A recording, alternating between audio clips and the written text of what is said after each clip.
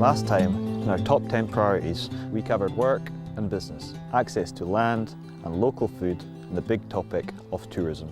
So, what else did you have to say? A strong community is one that is well balanced by age, but a majority of you felt that we really need to do more to keep and attract more young people. Sometimes in the winter, the work drops off and, pick up things here and there. My partner Jake, he has more like sustained work throughout the year. And I think maybe 1 year since I've lived here, I've managed to work through the winter. But as far as year-round jobs and something to rely on, I don't know much going round. Co-op, Spar, wherever's open, but not many. There's not much opportunity. For people to seriously want to live up here, and to consider moving all the way up here or moving back, it's all year-round jobs is important. The childcare facility in Lochalsh shut down, so that put more strain on individual, home childcare providers, and I think a lot of them have closed now as well. You said that there needed to be more social and leisure facilities and also more opportunities for learning and training. Most girls talk about going to uni and what they're doing, but boys playing football on Saturday or something like that. They're focused on what they're doing today, and they've kind of got a path in mind, but it's more local, and apprenticeships like joinery and plumbing and stuff like that. Better support for start-up businesses and more opportunity for people to earn a better wage. We love it so much here that it would be a huge wrench for us to move.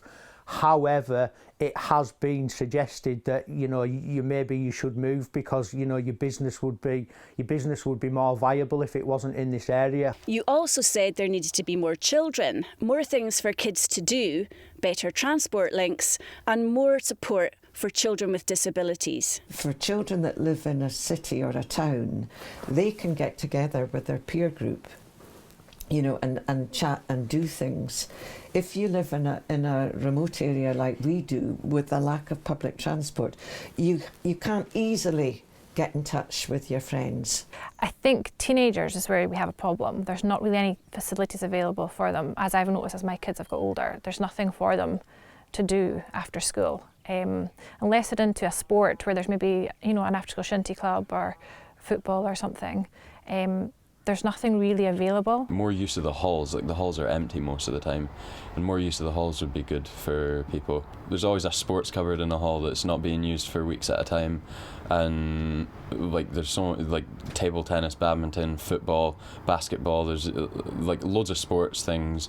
There's also just anything you can think of in a hall. There's, in the winter especially, you've got an imagination, there's the tools in a cupboard, and they should use it. There are a couple of things that High Life Highland organise, but obviously getting to Plockton and stuff for 4:30 on a night time is quite difficult, and swimming at the baths, that's great, they're learning to swim, but you're kind of right, well, my day stops today at 3 o'clock because I'm taking the kids swimming. I think the potential impact of not having things for teens is that they could fall into a wee bit of trouble, which we want to avoid. If they're bored and there's no entertainment for them, then you get up to mischief, I suppose.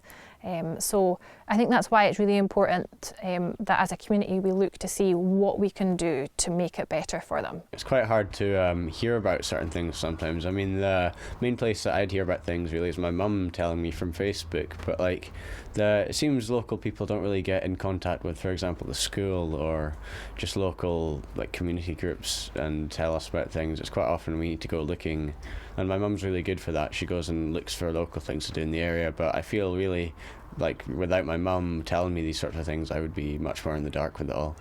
Our fifth topic is health and well-being.